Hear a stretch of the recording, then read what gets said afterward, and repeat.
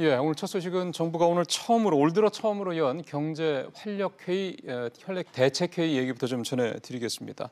홍남기 부총리가 주재를 했고요. 여기서 오늘 최저임금 결정 구조와 관련해서 앞서 저희 취재기자 얘기 들으셨던 대로 이달 안에 정부안을 확정하겠다. 다음 주에 초안을 내놓겠다라는 내용이 나왔습니다. 서울대 박상인 교수 전화로 연결해서 오늘 나온 얘기들을 한번 좀 의미를 짚어보고 어떤 방식으로 가겠다는 건지 그 좀 백그라운드 설명을 좀 들어보도록 하겠습니다. 교수님 안녕하세요. 네, 안녕하십니까? 예, 일단 뭐 간단하게 요거부터 먼저 좀 알아봤으면 좋겠습니다. 우리 시청자분들께서 경제 활력 회의라는 건 또 뭐야 하시는 분이 계실 것 같아서 요거부터 간단히 좀 소개를 해주시죠. 네, 원래 정부가 경제 정책 큰 방향을 경제 활력이라고 잡았습니다. 그래서 이번에 네 번째 경제 활력 회의가 열렸는데요. 기본적으로 경제 관계 장관 회의를 통해서 경제 활력 방안을 논의하는 자리다 이렇게 생각하면 되겠습니다. 그러니까 경제 관련 부처 장관들 다 모이는 회의라 이렇게 보면 되는 거죠? 그렇습니다. 예. 근데 오늘 회의에서 일단 가장 눈에 띄는 건 최저임금 결정 구조를 개편하겠다. 그리고 그거에 대한 정부의 안을 초안은 다음 주에, 그다음에 최종안은 이달 안에 내놓겠다 이 얘기거든요. 네. 이게 뭘 얘기하는 건지 좀 설명을 해주시죠. 예, 현행 최저임금위원회는 그 사용자위원, 공익위원, 근로자위원 각각 9명씩 3분의 1씩 이렇게 대표를 하고 있습니다. 예. 그런데 보통 사용자위원과 근로자위원 사이의 의견이 굉장히 갈리기 때문에 공익위원 9명이 절충안을 내놓고 이 공익위원 안이 대부분 받아들이는 형태로 임금 결정이 이루어졌습니다. 그러다 보니까 공익위원회 사실상 영향력을 정부가 행사하는 게 아니냐. 그래서 정부 뜻대로 그냥 가는 거 아니냐 이런 비판이 많았던 것이죠. 그래서 이번에 정부가 2단계로 위원회 구성을 하겠다라는 것입니다. 먼저 이제 최저임금 상한가 하한을 정하는 구간설정위원회를 전문가로만 구성하고요. 그리고 나서 결정을 하는 구간에서 결정을 구체적으로 하는 위원회를 별도로 두겠다. 그리고 이 결정위원회는 청년, 여성, 비정규직, 중소기업, 소상공인 대표도 반드시 포함하도록 하겠다라는 게 기본 아이디어 같습니다. 이 최저임금 결정 구조를 바꾸겠다는 배경은 소위 말하는 소득주 성장의 속도 조절 이런 차원을 해석을 하면 되는 겁니까? 네, 뭐 그런 부분도 있고요. 최저임금이 최근 2년 동안에 너무 많이 올랐다. 그리고 이제 대부분 공익위원들이 사실 주도를 했다 이런 비판들이 많았죠. 정부의 사실상 입김으로 결정된다 이런 비판이 있었기 때문에 지금 전문가들만으로 구간설정위원회를 구성해서 일단 거기서 합리적인 구간을 설정한 다음에 그리고 노사가 협의해서 정하는 방식으로 가겠다라는 게 기본 취지인 것 같습니다. 이렇게 전문가들만, 그러니까 최종 결정은 그 전문가들이 하겠다. 이게 이제 일종의 그 공론화위원회랑 비슷한 성격으로 좀 보여지는데. 최종 결정을 전문가가 하는 건 아니고요. 네. 이제 구간 설정을 전문가위원회에서 하고요.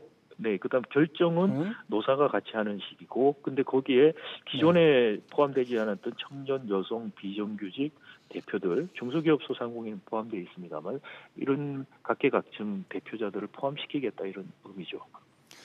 근데요.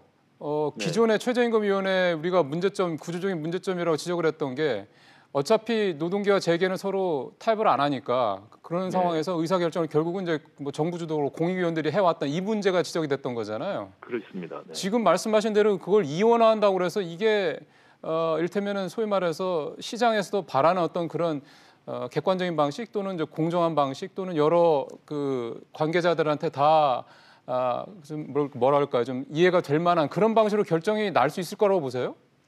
글쎄요. 결국은 이제 전문가위원회로 구간 설정을 한다고 했을 때 이 전문가위원들이 얼마나 정부로 독립적인 의사결정을 할 수 있느냐가 핵심이 되겠죠. 예. 그런 의미에서는 사실 공익위원들이 지금 사실상 결정권을 갖고 있는 거와 다르지 않을 수 있다. 2단계로 나눠도 그런 문제가 하나 제기될 수 있고요. 제가 보기에는 일종의 전문가위원회보다는 일종의 최저임금의 구간에 대한 일종 공식 같은 것을 먼저 합의하는 게 필요하지 않느냐. 그러니까 우리가 물가 상승률이라든지요, 또는 임금 격차라든지 몇 가지 요소를 고려해서 구간을 좀 더 공식화해서 정하고 그 안에서 지금같이 사용자 공익위원, 근로자위원이 정하는 것도 하나의 방식이 되지 않을까라는 생각이고요.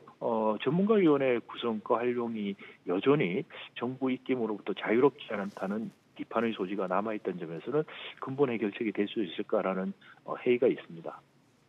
이거를 교수님 너무 이제 네. 순진한 생각인지 모르겠지만 아예 정부 쪽에서 빠지면 안 됩니까? 네, 그러면 사실 사용자 근로자 그 위원들이 합의를 하는 게 상당히 쉽지가 않을 것이라는 문제의식에서 사실 공익위원이 들어가 있는 측면이고요. 또 이제 공익위원은 어떻게 보면 국민 경제, 소비자 전체 입장에서 의견을 제시한다는 측면이죠. 취지는 상당히 좋은데 결국 이제 공익위원들이 정부가 사실상 임명하는 식으로 되니까 그 임명 방식에서도 사실 정부 입김이 들어갈 수밖에 없다라는 네. 문제가 있죠. 네, 그래서 이런 좀 자의적인 부분들을 걷어내고 좀 예측 가능성을 높이기 위해서는 제가 말씀드린 것처럼 최저임금 인상 폭에 대한 일종의 포뮬러, 예. 공식들을 만드는 작업들이 좀 필요하지 않을까 그러게요. 하는 생각입니다. 그러니까 좀 더 객관화하고 개량화할 필요가 있다는 말씀이신 거잖아요. 그렇습니다. 예, 알겠습니다. 근데 이거 하나는 좀 더 좀 얘기를 들어봐야 될 네. 것 같아요. 교수님 생각을. 지금 재계나 소상공인단체 쪽에서는 최저임금 차등화, 지역별 차별화, 차등화 역시 뭐 차등화죠. 그다음에 또 하나가 네. 연간 단위로 최저임금 결정하는 방식을 2, 3년 단위로 조금 확대해 달라 이렇게 요구들을 하고 있거든요. 네네. 이런 부분들에 대해서는 어떻게 생각하십니까? 글쎄요. 그 제가 말씀드린 일종의 포뮬러를 우리가 정하게 되면은 2년, 3년 하는 거나 1년 하는 거는 큰 차이가 없다고 보이고요. 거기서 이제 추가적인 여러 가지 공식에 우리가 적용되지 않은 여러 가지 사회 경제적 상황들을 조정하는 방식으로 위원회에서 정할 수 있다고 저는 생각이 되고요. 그리고 차등화 문제는 사실 최저임금이라는 것은 지역별로 산업별로 최저를 정하는 임금입니다. 그런데 예. 지금 우리가 2년 동안에 많이 오르다 보니까 차등화 문제가 나오는데요. 원칙적으로는 최저임금 자체가 지역과 산업에서 최저를 정하는 것이기 때문에 예. 차등화라는 것 자체는 사실상 이론적으로 봐서는 문제가 있고요. 그러나 지금 한시적으로는 조금 고려해볼 필요는 있다고 생각이 됩니다. 아, 한시적으로라도요? 네네. 왜냐하면 우리 법의 현행 법에도 업종별로 차등할 수는 있게 돼 있습니다. 지금 현재. 처음에 그랬잖아요. 네네. 그래서 소상공인들 상당히 어려움 많이 겪고 있는데 그 부분에 대해서 좀 적용을 해보는 게 바람직하니까 과거에도 우리가 차등 적용한 경우도 있습니다. 최저임금을. 그런데 말씀드린 것처럼 이게 원칙의 아이디어는 최저를 정한다는 의미이기 때문에 그렇죠. 이거보다 더 줘라는 의미이기 때문에 차등한다는 것이 사실 그 원칙과는 맞지는 않죠. 그럼에도 불구하고 지금 상황에서는 한시적이나마 좀 고려해볼 필요는 있다는 생각입니다. 알겠습니다. 교수님 오늘 말씀 잘 들었습니다. 네, 감사합니다. 예, 서울대 박상인 교수님과 얘기 나눠봤는데요. 소상공인들에 한해서 차등화하는 방안도 한번 한시적으로는 검토할 필요가 있지 않느냐 오늘 그런 말씀을 좀 해주셨습니다. 자, 계속해서 다음 얘기로 좀 넘어가도록 하겠습니다. 금융시장 얘기를 안 할 수가